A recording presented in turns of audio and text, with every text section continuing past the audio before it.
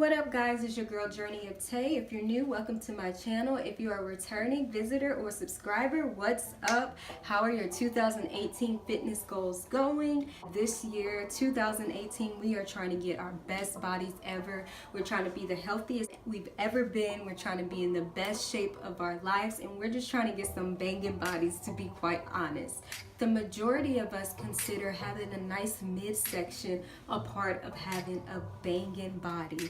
And that's what we're going to be talking about today. I have 5 tips for you that will help you lose belly fat and strengthen your core. They're things that I have done in the past, and I know for a fact that they work, and I'm going to be doing them all 2018 to aid me in getting my banging body. If you're interested in these 5 tips, keep watching.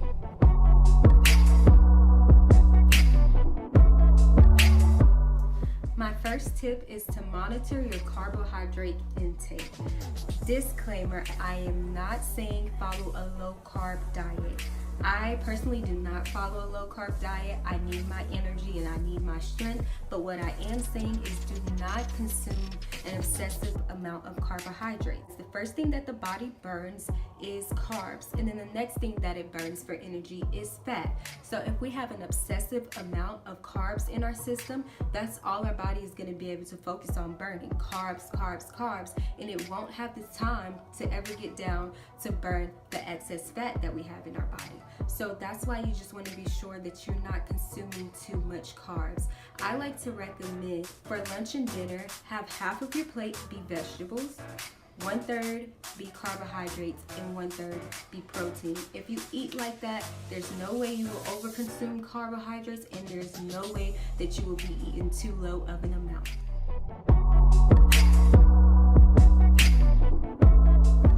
My second tip for burning belly fat is to do abdominal focused cardio.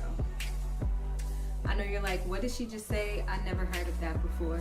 Or you're probably like, you can't spot reduce fat, and that is true. If you lose fat in one place, you're gonna lose body fat all over. But you can do cardio that engages your core while burning fat at the same time. Some examples of this type of cardio is high knees.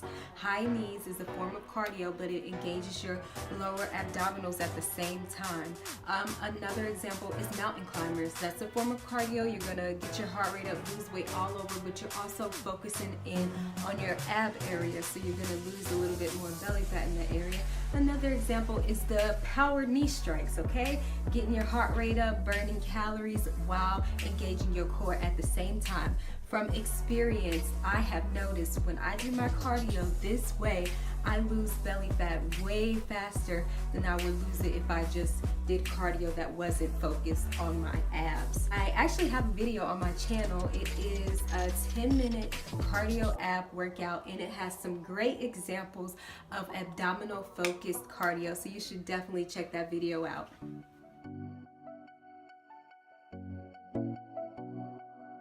My third tip for losing unwanted belly fat is to beware of those hidden calories. When I first started out on my fitness and healthy eating journey, I used to eat my salads with loads and loads of ranch dressing or Thousand Island dressing, and I used to accompany my lean chicken breast or my lean turkey patties with loads and loads of barbecue sauce and loads of ketchup. And I would look in the mirror like, okay, I'm coming down, I'm making progress, I'm looking toned, but my belly still looks a little bit bloated, you know, it looks a little bit puffy. And later I discovered it was because of those hidden calories. When we make our choices and dressings that we use in our salads, we want to either one, follow the recommended serving size. Most of the time it's like 2 tablespoons, or you can switch over to a healthier alternative for a dressing such as balsamic vinaigrette or a light Italian dressing, and then you can have a little bit more, but you just want to beware because a lot of times the barbecue sauce and the ketchup, they do contain sugar, they do contain sodium, and those dressings, most of the time they do contain a high amount of fat. And when we're going over the recommended serving size, whether it be ketchup or barbecue sauce or dressings or anything else, those add up, and before you know it, you got like 100 calories on your plate just from a type of sauce. So that's not what we want. That can be detrimental to our belly fat goals. Another thing that can be detrimental is using too much seasoning salt on our meats. Okay, those contain a large amount of sodium. So a little bit is okay because our food has to taste good. We gotta enjoy our food, but we don't want to use too much because that sodium can take away from the goals we're trying to reach with our belly.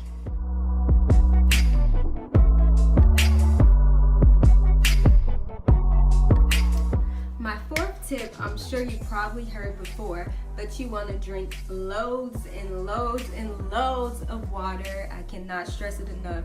You need so much water when you are trying to flatten your belly. Like I mentioned earlier with the seasoning salt, a lot of the foods we eat contain a fairly high amount of sodium. And what sodium does, it makes your body hold on to water. And when your body is holding on to excess water, it fills you out, you know, and you look a little bit more bloated than you normally would be, especially in the belly area. So what water does is flushes out all that excess sodium, so you won't hold on to excess water. So that's why it's so important to make sure you're drinking enough water. What I recommend is for your first 8 hours of the day, try to drink a glass of water every hour for your first 8 hours of the day, and then there's no way that you will be able to say that you're not consuming enough water. Try it out. This is just a bonus tip since we were speaking about bloating in tip number 4. Everything that I tell you all, I have learned from experience, and I have noticed that when I wear one of these, when I'm working out, especially when I'm doing cardio, I sweat more in my stomach area. That way I'm getting rid of excess water in that area, and I just noticed my belly is much more flatter and it's much more tighter. So that's just a bonus tip, something you can add to your workout routine, and your belly will appear flatter.